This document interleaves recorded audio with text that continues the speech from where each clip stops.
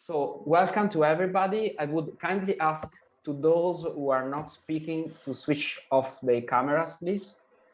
Welcome to this event on mental health. The title is quite clear, how the EU should face the mental health matters as a consequence of the COVID. So here we know that mental health is a big problem, but it worsened definitely with the COVID. Just a few words about CBBA. CBBA is hosting this event. CBBA is a Brussels-based organization lobbying for cross-border arrangements in Europe in the field of the employee benefits, from pensions to healthcare, of course, in our case, to assistance, program assistance for mental health and so on. And now I'm very pleased to start this event with our first speaker. The first speaker is Brenda O'Brien. She's working from the European Agency for Health and Safety at Work, so basically the European Union. And she's the representative from the Brussels office. So please, Brenda, you have the floor to start this event. Thank you. Hello, everybody. Thank you very much. I am going to share my screen. Yes. And I hope you can see my slide. Perfect, we do. Perhaps you let me know. Thank you very much. Yes, indeed. I work for the European Agency for Safety and Health at Work. It's a European Union body. It's based in Bilbao in Spain. There are about 60 of us, and I am the only one not working in Bilbao in Spain. I'm working in Brussels. I'm very happy to be here today with you, and I'd like to thank you, Francesco and the CBBA, for the invitation. We've got 10 minutes, so I'd like to really focus my presentation on showing you the resources we have. So if I say something that's even mildly interesting, you'll be able to go there and read up more about it. We are a tripartite body. On our board, we have governments, we have trade unions and employers, and we try in a tripartite way to assist companies and workers to have healthier and safer workplaces. And also, unusually for an agency of our size, a small one, we have an official representative in every member state of the European Union, and also outside in the EEA countries and also in the candidate countries. So we're quite well serviced, and you can find a list of the people who are our official contact points on our website. So I would like to just remind you also that we run every couple of years the world's biggest campaign on health and safety. And this year's campaign is on musculoskeletal disorders. And we now we can clearly show that there is an irrefutable link between many or much of the mental health and work-related stress problems announced and subsequent musculoskeletal disorders. And so the link between these two big areas, psychosocial risk on the one hand, musculoskeletal disorders on the other, is something that we have been highlighting in our work for some time. And now in this period, more than ever, we're trying to show the link between the two, and particularly in the COVID-19 period, where more and more of us are also teleworking and maybe not operating in environments that are as ergonomically sound as they usually might be. So what I'd like to do is just tell you that following the last year, when we all retreated and went into confinement, lockdown, we very quickly produced for workers and employers throughout Europe in their own language, in consultation with member states and with the labour inspectorates, guidance for workers and for workplaces. Since then, we have been full on putting some projects to one side and focusing on the issues that are confronting us since COVID, particularly the issues around teleworking and the increase in mental health. Some of this work is sectoral in approach, but just remember that if you look at sectoral work, you don't have to imagine that it doesn't apply elsewhere. We sometimes pick a sector, but it will have implications for others as well. So let's see if my slide will move. Just trying to move my slide here. Oh dear. It is up and down, right? Up and bottom. Yeah, it was the up and down one, and now I'm doing it and there's no response. Oh dear. Ah, right. No idea. Okay. If we take example of mental health and people who work in the health sector, we have produced some guidance, people who work in the healthcare sector, in residential care sectors. And what we did was we did a quick survey of our own in the member states to see what we could find from a quick and dirty survey of our own contacts. And, you know, some of the anxiety around the height of the pandemic, we look at, say, the UK survey done by the GMB trade union, you know, is that quite a lot of people felt extremely worried about getting infected, about passing it on to their families. They didn't have adequate PPE. And, you know, an awful lot of the studies that we've been looking at, not only in the UK, but across Europe, have shown that there's been an increase in the psychological toll on healthcare workers. We found many different examples of that. There are also, mental health has also affected sickness, absence. And of course, we also have people suffering from prolonged symptoms. So this is the type, I'm giving you this as an example, if you go on our website, of the type of interesting information you'll find, some of it general and some of it sectoral. We also, part of our, if you like, our aim in all of this was to provide, it's not enough to highlight a problem, you have to show how you can prevent it. And so we have extensive guidance on how to prevent mental health risks in different sectors of work across Europe, but this particular one, just for you to see, please go to our EU OSHA guidelines on COVID-19. We also have information there on back to the workplace. We have an online interactive risk assessment tool looking at how you risk assess COVID-19 in the workplace, because of course you can't deal with things and manage things unless you assess them and measure them. And so we also have important guidelines for managers who may never before have had any experience regarding mental health, dealing with mental health, looking at shifts, isolation, looking at how you can support workers, looking at flexibility, and also trying to ensure that all workers are included in these actions, not just the permanent full-time workers, the platform workers, the teleworkers, the cleaners, wherever they are. It must, a proper risk assessment must be inclusive. So there you are. I've put in links for you to look afterwards at this. And also I'd like to tell you that most of our work is published in 24 languages. Here you have, for example, managing stress and psychosocial risks in the workplace. It should be a handy resource for you.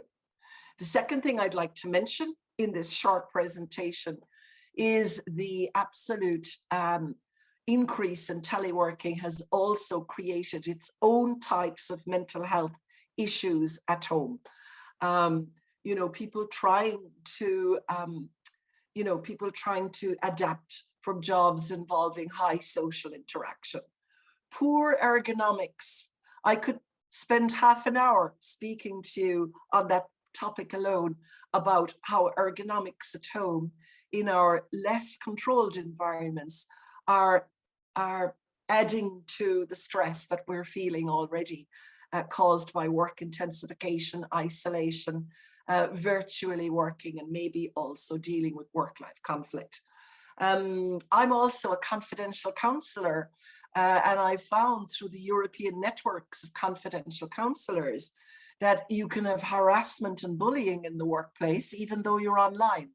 So that's something for you also to think about, that just because you're away and not physically present with someone, this type of behavior can also thrive in a virtual world. Just on ergonomics there, might be just mentioning to you that it's not just about moving from sitting to standing. It's about moving all the time. And so the opposite to sitting is not standing. The opposite to sitting is moving. And my ergonomic friends in Bilbao, where our headquarters is, tell me that your next posture is your best posture. So now I'd like to just very, very quickly go through the telework resources that you will find on our website about practical tips, looking at mental health, looking at prevention strategies, how we will regulate telework in a post-COVID-19 Europe. And we'll also use our own study, the Essener study, which is a big study we do at intervals of 5 years on small and medium-sized enterprises in Europe. And it is, you can see there a webinar. You can look at our website and watch it, telework in a global pandemic, an overview of risk. And finally, for the 10 minutes, Francesco, which I've promised you I would stick to, I'd like to raise the issue of, looking at COVID-19 and resuming work after a period of closure. And we're particularly interested in long COVID. It is our view that this is underestimated and the effects of it will be and are extensive. Long COVID means that people have to return to work after a period of closure. Companies are coping with a high rate of lengthy absence. You continue to have to manage workers working from home, even though others might be back. In dealing with the effects of long COVID, you have to involve them, taking care of those who are ill, and always being mindful of the fact that there is a heavy mental health toll in the whole area of long COVID. So here you can find specifically in resources for the workplace, some recent work we've been doing. Well, there you can find a lot of our resources for the pandemic, but also you will see a recent webinar we had bringing together very recent, very new data on long COVID. I really hope you'll dip in there, because for every one of the slides I've shown, there's a wealth of information that might be useful to you in the work that you are doing. So thank you very much. Thank you for your attention, and I'm happy to take questions, or you can contact me later if you like. Thank you. Many thank you, Brenda. Perfect. That's very interesting. Actually, it's a little bit worrying because the situation is not good, especially this topic about the long COVID, which is a nightmare. It has been too long already, so long COVID is even worse to think about. But of course, it will be like this, unfortunately. And Francesco, yes. if I might say one last thing, yes. It's a very good time to be getting involved in workplace health and safety in Europe, because the European Commission has just published a new EU strategic framework on occupational safety and health. And the discussion on this new framework on occupational safety and health is going through the European Parliament, and initiatives to implement it will start in 2022. Thank you. I omitted to say that. Thank you. Thank you. That's very good, very interesting. Okay, Brenda. So now let's open up the panel. We have the panel, 3 people. We have Charlotte Hooper from Generali Employee Benefits, Denise Cronson from Zurich LiveWell, and Christian Mengui from Workplace Options. I would start with Christian, and I would ask him, and to everyone then, the situation that, what is the situation today about public statistics in countries, and also how maybe the employee assistance plans are working in Europe. Christian, please, you have the floor. Sure. Good afternoon, everybody. I'm really happy to take part to this webinar. Thank you, Francesco, for organizing this webinar. So I'm Christian Mengui. I'm in charge of EMEA at Workplace Options. So basically, we do EAP and return to work, assisting employees returning to work, and also advising organizations in the promotion of well-being at work. So basically, what do we see currently? Clearly, employee mental health has been severely affected over the past 18 months and since the beginning of the pandemics. We really believe that we are facing what we call a pandemic tidal wave, and the next crisis is really mental health. There are many statistics throughout Europe, and I'm not going to go through all of them, obviously, but they are all converging and showing the dreadful situation that we are facing. I'm going to give some statistics of my home country, France. According to the latest public data, depression rate has almost doubled and increased from 10% to 19% of the French population as a result of the pandemics. 23% of the population is showing signs of anxiety, and 10% have had suicidal thoughts over the past year. Imagine if we believe that this population representative of the workplace, then we'll have 1/4 of the employees who are not doing well, and that 10% are at risk. 10%. So clearly, the pandemic has no doubt, increased the level of anxiety and feeling of safety. According to the data that we collect when people call us, we work on a 24/7 basis, and we've seen that the top 3 difficulties encountered by individuals over the past months are, first of all, isolation and loneliness. Second is the impact of the pandemic on social interactions. And third, the fear of contracting the virus, because the virus, unfortunately, is still there.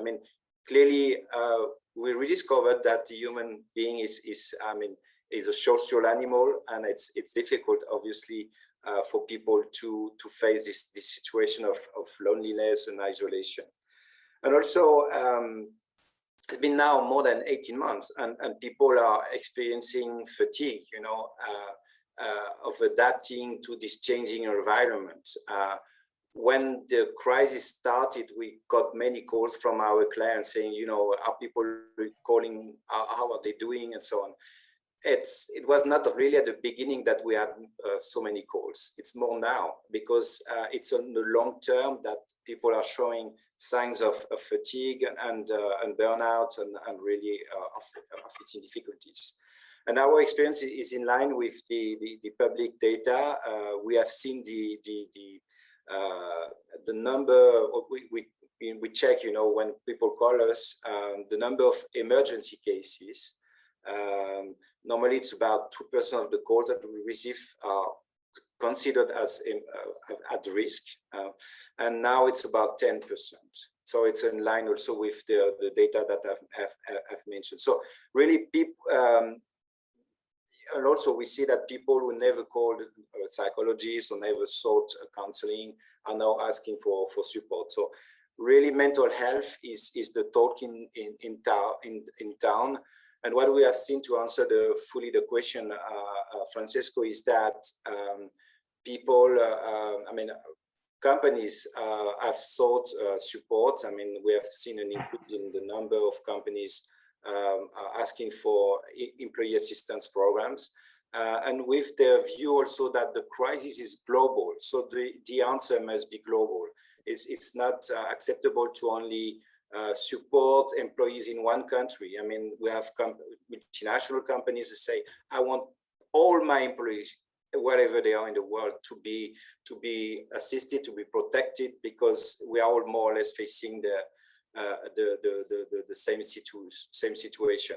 So I believe, just to finish with that, what is important and why is it important to take care of mental health? First of all, it's a matter of cost.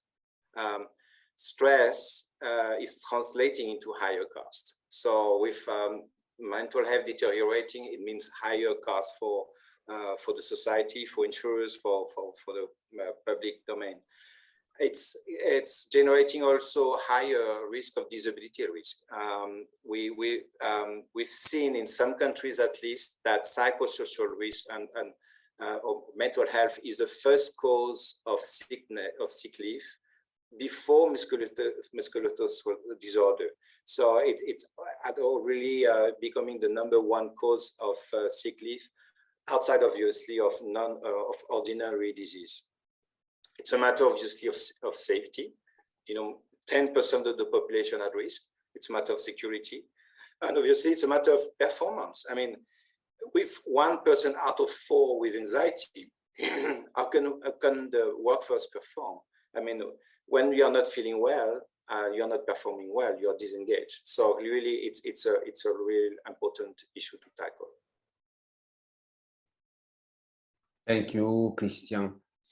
Okay, Charlotte, what about the experience from Generali Employee Benefits? Yes, thank you, Francesco, and thank you very much for inviting us to join this panel. I hope that we can shed some light from the perspective of an employee benefit network. So my name is Charlotte Hooper and I lead strategic partnerships at Generali Employee Benefits. Generali Employee Benefits is a employee benefit network. We provide employee benefit programs to multinational organizations across over about 120 different countries. And my position within that organization is to sit between service providers that can support the delivery of employee health and wellbeing strategies, and then the multinational employers who are seeking these services. We also work with a global network of insurers, and so we're really looking at bridging the gap between local provision of services provided by employee benefit insurance programs and then also global employee benefits and wellbeing services. So from our experience working with clients in the last 12 months, there really has been a noticeable increase in the conversations surrounding mental health. We've been running several workshops and facilitating several conversations whereby we're helping clients address their ongoing strategies when it comes to management of mental health in the workplace. This is arising as a concern not only for data points surrounding absenteeism and presenteeism, but as I mentioned, we also interface with the insurers who are carrying the risk for these conditions when it comes to health programs and disability programs, and in some cases life programs. So in what we are seeing from a claims perspective is that mental health is very commonly now in the top 3 causes of claims across all of these types of insurance programs. What I would say though is that just taking a step back from the pandemic, the data trends that we're seeing in presenteeism, absenteeism and claims were all existing prior to the pandemic. And if I just illustrate this with a quite and I take this from New South Wales in Australia just because it's such a good illustrative example of the difference between or the growth in mental health complications for employers.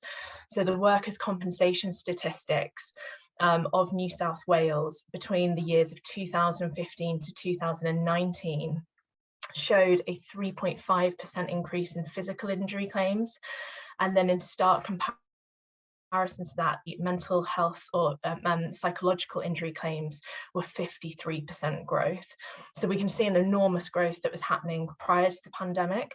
And then the pandemic has inevitably exacerbated both the decline in mental health and also the inequality in mental health. So what we've been looking at is how can employers address this, and I'm really pleased to see Brenda from a health and safety perspective on this panel, because that is the approach that we have been looking at. I think sitting alongside Christian from an employee assistance program perspective, we're seeing a continuum in the management of mental health. There is the mitigation of illness, the prevention of harm, and then the promotion of flourishing. And as we have seen over the past few years, we've seen clients in 2020 at the kind of the peak of the pandemic. We saw quite a lot of reactive initiatives being put in place in order to respond to the immediate needs of the pandemic. This year, we've probably seen more of a step back and a reflection of strategies to look at a more sustainable, long-term approach to the management of these challenges.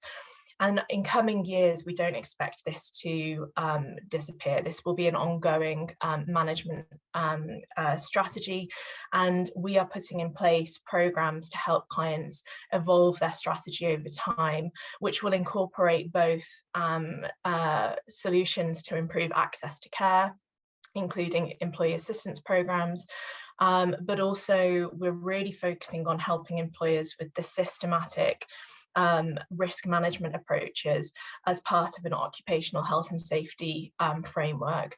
So this has really been driven by some guidelines that were released in June this year. So the International Organization of Standardization, which you may be familiar with,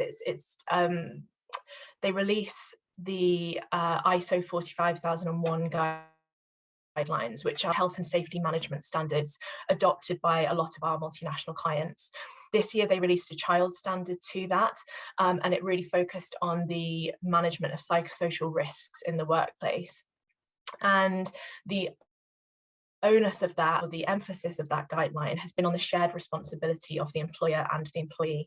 And so just to illustrate the reason why we as a global network are helping our employers or our clients with the employer responsibilities, I can illustrate the importance of this with two different statistics. So the first one comes from my own country. So in the year prior to the pandemic, to normalise these figures, we've got the UK labour force survey, and they found that between 2019 and 2020, 46% of all lost days were a result of work-related stress, depression and anxiety.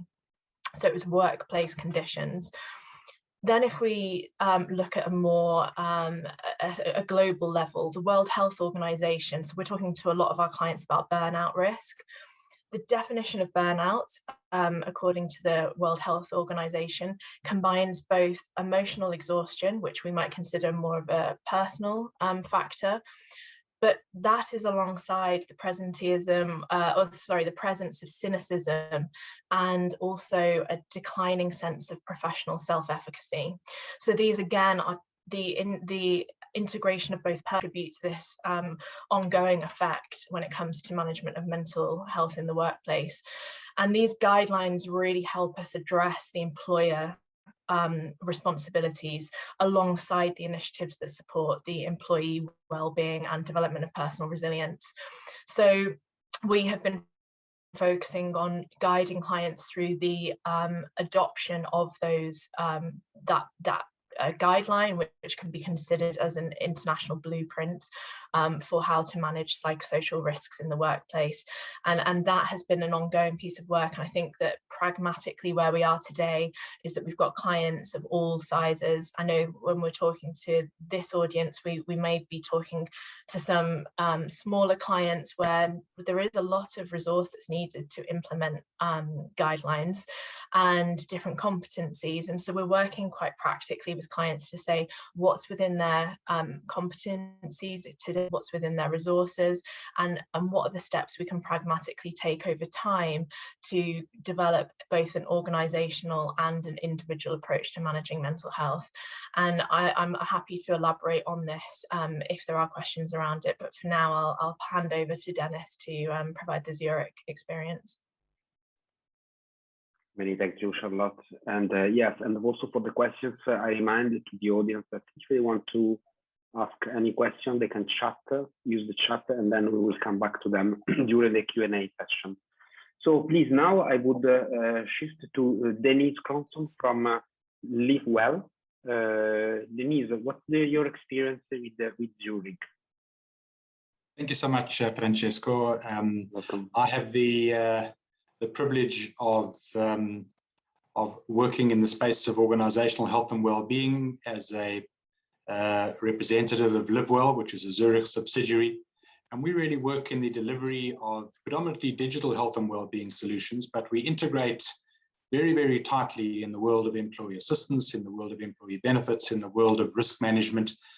And in many ways, it's very gratifying to see an increasing focus of attention on the coordination of those 3 or 4 structures in the workplace.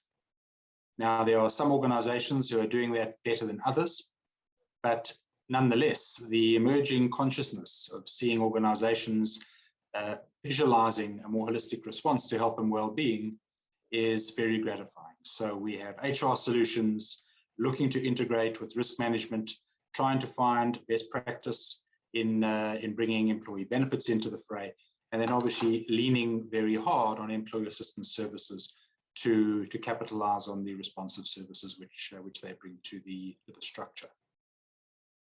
And obviously that's taking place in the context of all of the national impacts which you've already heard from Christian and Charlotte and Brenda. And I think what we've observed is very much a parallel of all of that. In almost all of the markets which we are serving, which effectively are global markets through the Zurich distribution, whether that's in LATAM, whether it's in Europe or North America or APAC or Australia, New Zealand, or even Africa or Southern Africa, which is my home territory, we're really seeing a very dramatic increase in the prevalence of mental health issues during the COVID, height of the COVID pandemic. And in some ways, that's not really surprising. I mean, I'm sure you'd all agree that if there was layoffs and isolation and disrupted incomes and a lot of new practices being implemented and literal lockdowns, it's not really surprising to see the capitulation of employees in the workplace to these types of influences. And obviously that manifests as a massive amplifier in the areas of productivity and absenteeism, et cetera, et cetera. What perhaps I think we should try and understand when we look at this, and it might sound a little bit controversial, but nonetheless it might be logical just to consider, is that COVID shone a light on 2 things. On the one hand, it shone a light of how much of a mental health impact these types of pandemics can have, and that we've already discussed and shone, our own light on. But what it also shone a very bright light on is the failure and lack of preparedness of many organizations to deal not only with mental health, but actually to deal holistically with health per se. And in a certain context, it's almost irresponsible to focus predominantly on mental health as a focal point in corporate response without focusing on a blended type of program. Firstly, because it almost stigmatizes mental health again, that this is the only and most predominant health issue. But also because, as Brenda so eloquently outlined, there is a bidirectional relationship between mental health and physical health and mental health. And failure to address the drivers of physical health is in the same way a failure to address the drivers of mental health. And resilience to future pandemics will revolve around the ability of organizations, the intrinsic ability of organizations to manage issues like sleep, like nutrition, like exercise and movement, and strength and flexibility and those variables in ergonomics, to focus more intensively on chronic disease management, lifestyle risk, travel, etc. And not only the band-aids and the responsive services on mental health as an outcome. Now, make no mistake, the responsive services are an absolutely critical and absolutely invaluable safety net for employees to fall into in the pandemic and post-pandemic workplace. But it's almost a blind spot that organizations should not be focusing on the critical importance of physical health programs as a equal and equal and as equal priority in the area of broader organizational health and well-being. So whilst obviously we acknowledge and support and focus specifically on mental health and its many manifestations in the workplace, at the expense of continuing an emphasis on physical health programs might be a very dangerous understeer. And so what we're doing is continuing to raise awareness on the holistic management of health across the board, and not only physical and mental health, but also the driving parameters of financial distress and social health as workplace variables as well. So that kind of blended approach has as much to do with the elimination of mental health stigma as many other policy and culture-driven programs. So maybe I'll stop there and let those comments synergize with the very, very astute comments of the other colleagues, and we can either take some questions or respond to other specific issues as they arise. Thank you. Very good. And Christian, maybe, yes, let's try to make another two. We have 5 minutes, some comments, few comments, and then we will shift to Karen. But please, do you have any comments? And then, of course, Charlotte, and then again, Denise. Many comments, I will probably, but yeah, I'm aware of I'm conscious of the time. I think a few comments. One is we clearly, like Denise said, I need to increase awareness about mental health. I mean, there is still stigma about mental health. It's still the elephant in the room. So what we've seen is that each time that a company has put a campaign really to talk about mental health, then there's been a more usage of our services and better prevention. So increasing awareness, and my recommendation also would be, at the public level, we really start taking care of this issue. Then I would also recommend, assessing, and there are some countries who have done some implemented stress assessment programs, like in Japan, like in Mexico, like in China, and I think in Germany also. So stress assessment at work should be more frequent than what we've seen, and training managers, line managers, because they are the one who can spot people at risk. So anything that can increase their awareness, intervention, and develop their resiliency, that's very important. And last one, obviously, it's about employee assistance programs. Europe, and particularly continental Europe, is lagging behind countries like the US, Canada, and also the UK. So anything that would help promoting and incentivizing about having employee assistance program, which should be supporting this issue, like Denise is saying, we need to intervene to help people who really need these services here. Thank you, Charlotte. Yeah, just building on what Christian was just saying, particularly in the space of managerial training. We saw data last year showing that a significant source of stress was managers, the expectations on managers, especially within a remote working environment, to support employees that are working within their teams. And I think that when we look at the way in which we are seeing our clients respond to that, there is a fragmented approach because a lot of our clients are multinational, which means that sometimes they are decentralized in the way that they are managing this.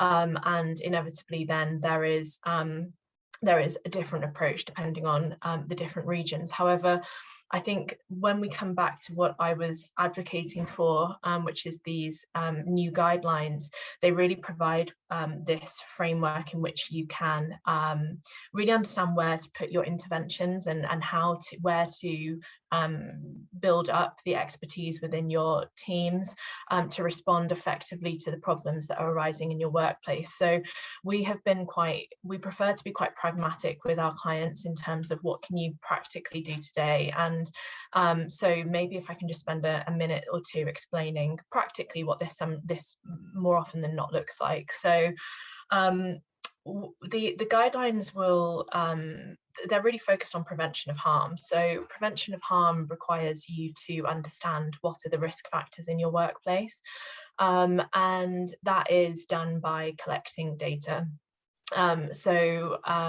Typically we would term this a risk assessment, a psychosocial risk assessment, and we work with clients to implement technology that will facilitate a psychological or psychosocial risk assessment within the organization.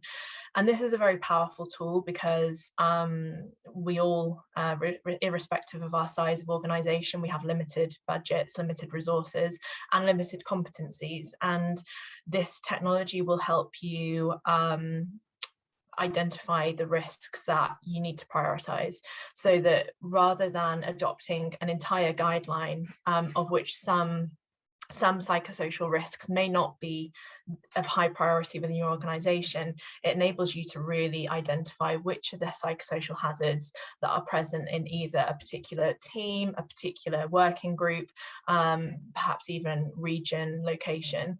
So we can segment the data of these risk assessments by various working groups or locations to identify how do we, at a multinational level, address problems in different parts of the organization. And then when we've identified the risks, the psychosocial hazards that exist within certain segments of the workforce, we're then able to support with the I suppose the breakdown of what the guidelines advise you do to mitigate and put in place control measures. So as always, guidelines are extensive, and for a lot of our clients, the feedback we have is that they need support breaking those down. What do they mean? What do they practically have to do?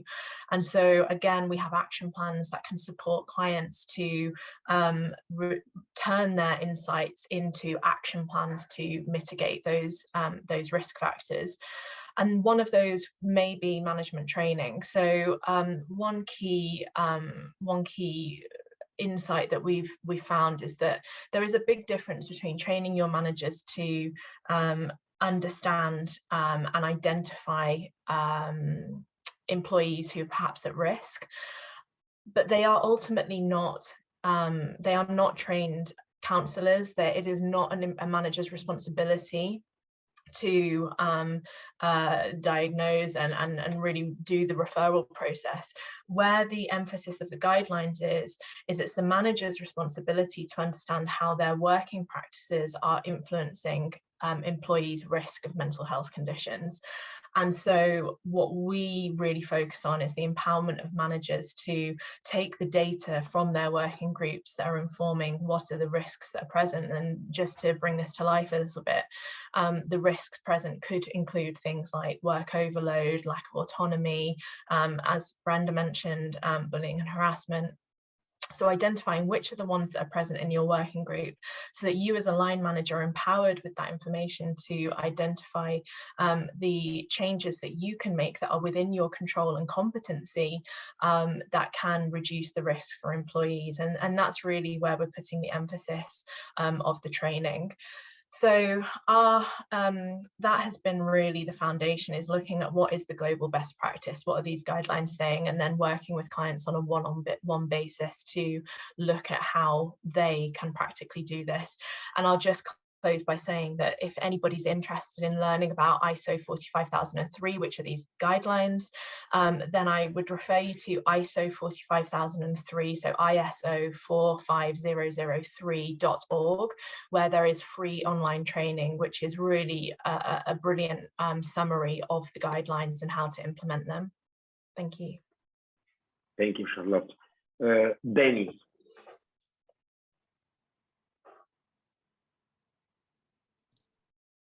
Thanks again, Francesco, and really such valuable comments from Christian and Charlotte, and I can resonate very, very strongly with them. I mean, the issue of management capacity and capability to deal with the pandemic is a very, very central one. It's already come through in both of the narratives from Christian and Charlotte, and I think, you know, again, it's not that difficult to understand and appreciate. Managers in general across the world were not brought up to manage employees remotely, to manage performance, to optimize output, to create resilient teams. They simply were not trained and experienced to manage those processes.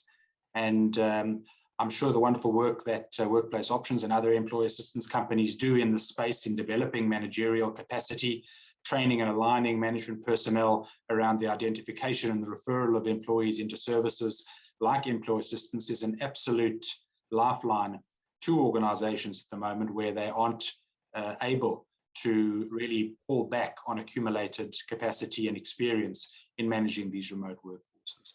So that certainly is a very important focal point and probably a massive amplifier of effective response in the workplace, managerial capacity across the board. But obviously the best practice would be remiss in not identifying other critical areas. Policy is a very, very easy one. And although it sounds patronizingly simple, the ability of organizations to change and pivot their policies is probably about as difficult as many organizations have found to pivot their businesses in the COVID-19 pandemic. Policy actually lies at the center of many, many of the successful implementation of interventions for mental health in the workplace, not only in the alleviation of stigma, not only the development of more effective culture, but also in the guidance and direction of individuals to effective resources in the workplace to help them deal with mental health issues and, for that matter, physical health issues. So accessibility to mental health and physical health resources for employee well-being as a policy statement, as a policy manifestation, is an absolutely critical approach.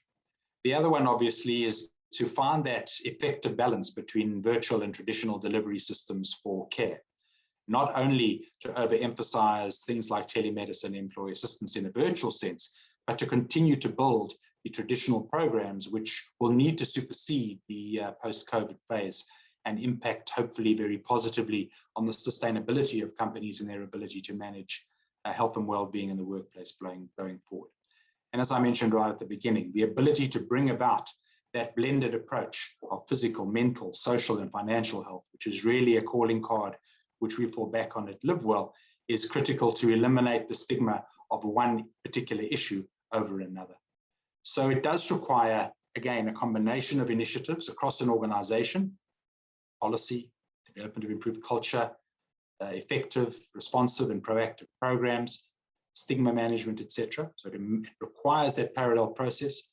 But as I also said right up front, it does require the effective integration of human resources, employee well-being, employee benefits, risk management, and the world of employee assistance and telemedicine. Many thank you. Okay, so now we shift to a speech from Karen Shine. She's from the Boston Consultancy Group. It's a big consultancy group working with this kind of studies. And Dennis, sorry, Karen, she will give us an overview about the latest approaches to mental health for the multinational corporations around the world. That's very interesting also to have an overview about the world. So Karen, you have the floor. Great, thank you. Good day, everyone. My name again is Karen, and I lead BCG's Global Benefits Wellbeing Center of Expertise. Our team advises BCG's offices around the world on their benefits and well-being offerings. And I want to thank CBBA for inviting me to share some of the actions BCG has taken to support the emotional well-being of our employees and our families. For those of you not familiar with BCG, we're a global management consulting firm. We employ over 20,000 employees and have offices in more than 50 countries. And over the last few years, we've taken several actions and implemented new strategies to ensure that resources are in place to support our employees and their family members across the entire mental health spectrum. And like many other employers, our focus has been and continues to be on building awareness and increasing access to care. At the end of 2019, we rolled out a global well-being philosophy, brand, and framework to take a more holistic approach to how we deliver benefits and well-being. And at that time, we hired a global director of well-being to join our center of expertise and rolled out a global employee assistance program to ensure that across the firm, all employees had access to broader well-being support across the 6 pillars of our framework, which include mind, body, financial, community, and work-life harmony. And many of these actions that we took in late 2019 actually provided a really strong foundation for us to build on when the pandemic hit. And at the same time, the pandemic amplified that we needed to do so much more in this space to support employees across the entire spectrum of mental health. Like many other employers, we found our employees struggling with ongoing uncertainty, loneliness and isolation, stress associated with the inability to separate work from home life. And as we were just hearing, managers in particular found themselves overwhelmed by ensuring that everyone on their team was okay. As a firm, we've always done a really good job ensuring those dealing with mental health conditions are well supported. Core to our mental health strategy is ensuring that employees and family members have access to private medical cover in most of our locations. And wherever possible, we ensure that mental health is not considered a pre-existing condition under those plans. Where we've done most of our work recently, though, is ensuring that the healthy stay healthy and that we're providing the right level of support to those who might be coping with a specific issue that could turn into something more and move them further down the spectrum into struggling or languishing, or in some cases, unwell. I'd like to share some examples of how we're supporting individuals across that spectrum in some of our larger markets. And as you'll see in the examples I'll share, beyond the health plans and the EAP, the approach we take in each market differs depending on cultural norms, market practices, what's available in the market, and employees' needs. I'm going to start with India. In India, there's still a lot of stigma, as some of you may be aware, associated with mental health. So the focus there has been on getting employees comfortable with reaching out for assistance and starting a dialogue with them. They established a program called Let's Talk in 2020 to provide emotional first aid via a coach who's available 24/7 to employees and family members. Individuals can speak with the coach over phone, or they can text with her via WhatsApp. And common topics that employees are reaching out to her about include rejection, loneliness, failure, stress, and guilt. And typically the coach works with individuals for a minimum of 3 to 5 sessions. And during those sessions, she provides them with tools and exercises so they can continue to practice on their own. And this often includes mindfulness techniques. As I said, this was rolled out last year, and at this time, utilization in India is about 3% of employees are working with the coach or have worked with the coach. And if the coach believes that the employee needs clinical care, she'll refer them to our EAP or to a panel of psychologists BCG India has in place, and all care provided through the Let's Talk program is free of charge. In the UK, where there is an ongoing recognition of mental health conditions in the community, the government is doing a lot to build awareness. So likewise, in our office, we have a number of programs and measures in place to educate individuals on the topic of mental health and to provide support via a variety of different channels. Top conditions reported in our UK office are stress, anxiety, and depression. And one program that's been very successful is a coaching program offered through an organization called Sanctus. And Sanctus focuses on supporting individuals who are on the left hand of the emotional health spectrum to ensure, again, that the healthy stay healthy and those struggling with specific issues have access to support so they don't move further down the spectrum. And similar to India's Let's Talk program, no clinical diagnosis is required. Individuals are free to use their time with the coach in whatever way they want, and they're free to see the coach as many times as they need to. The key purpose really is to get employees to take time away from work, to reflect, and to focus on themselves. It's not 24/7 like the Let's Talk program. However, individuals have the opportunity to pre-book sessions in advance. And the uptake for this coaching program has been consistently high since it was rolled out in 2019. It tends to be 75 to 85% of the appointment slots are booked each week. And through this program, services are available at no cost to the employee. The UK offers several other resources and training programs, and to help managers stay on top of everything that is going on and to allow them to be able to direct employees to resources and trainings going on. There's a newsletter that's provided to them once a month so that they can quickly see what's available and direct people accordingly. And I just wanted to build a bit on what Brenda mentioned earlier about long COVID. I learned yesterday that our London office is actually offering a long COVID support program through Nuffield Health. I don't have a lot of details about it, but from what I understand, individuals complete a high-level questionnaire around the diagnosis and how the ongoing illness is affecting them. And based on the response, Nuffield develops a mental health program for them and works with them over a 12-week period. This is the first program of this kind that I've heard about, and it'll be very interesting to see what other organizations do and what develops in this space. In the US, I want to switch my focus there. We saw both medical claims related to anxiety and depression increase over the last 20 months, which isn't unique, I realize, to BCG. And thankfully, our offering in the US is quite robust. In addition to care available through our health plan, we do have virtual behavioral health services through Teledoc.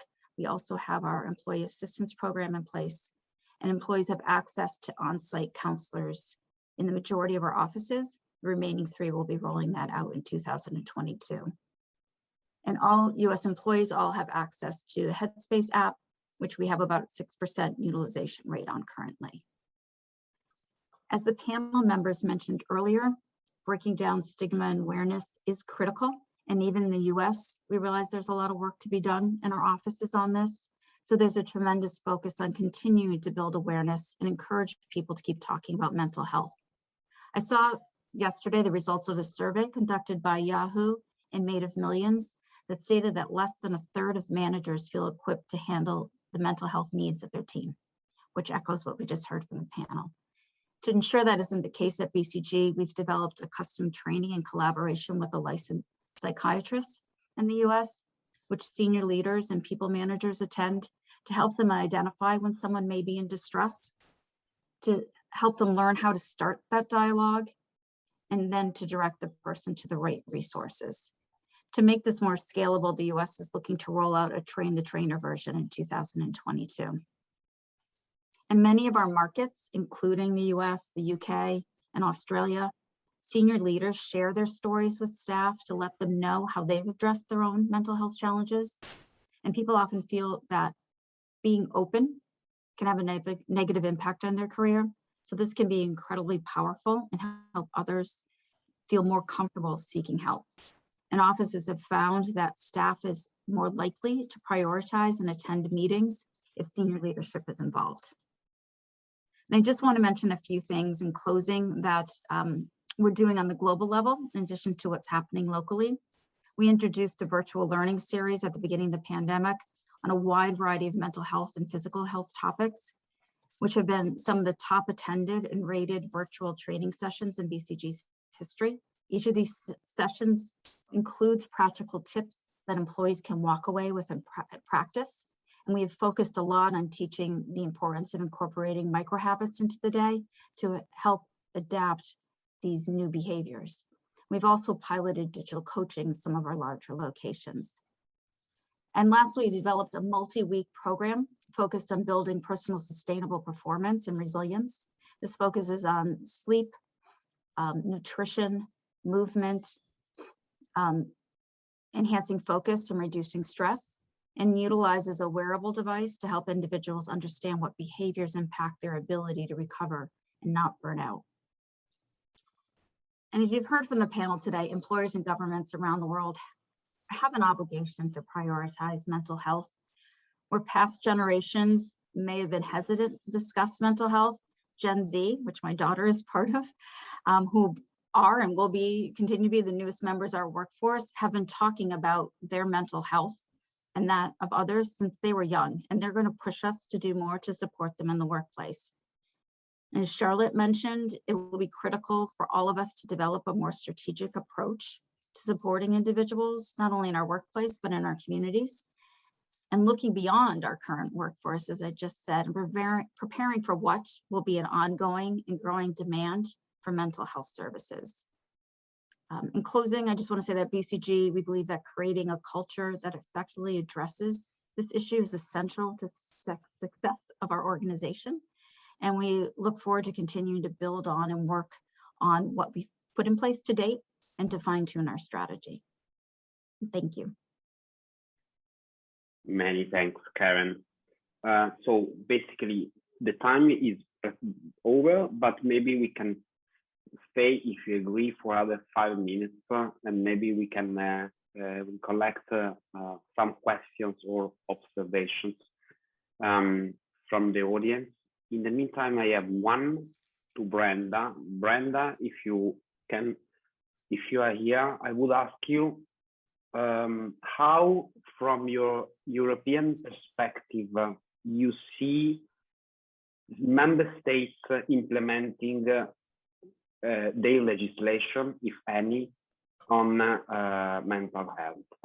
I'm quite interested in this because we know that in some countries there is legislation already on mental health, but then the implementation is the key.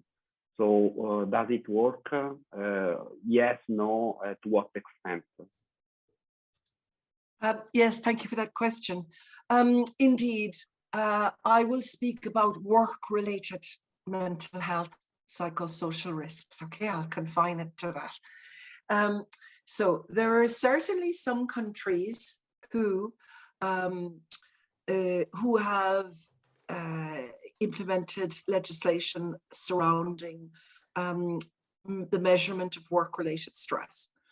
And as the whole push towards risk assessment has become, I think, more successful, you know, we had the framework directive from the European Commission putting an obligation on all employers to assess the risks of their employees. I think we have been quite successful now in ensuring that psychosocial risks form part of that assessment. In some countries, as this practice becomes more normalized, if you like, they have enshrined it in legislation. And sometimes it is more successful than others.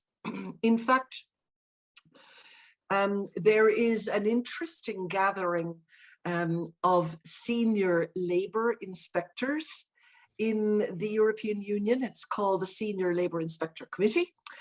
And they have regularly run campaigns aimed at their own workplace inspectors when they do go in to inspect premises, to include looking at mental health and stress in their inspections.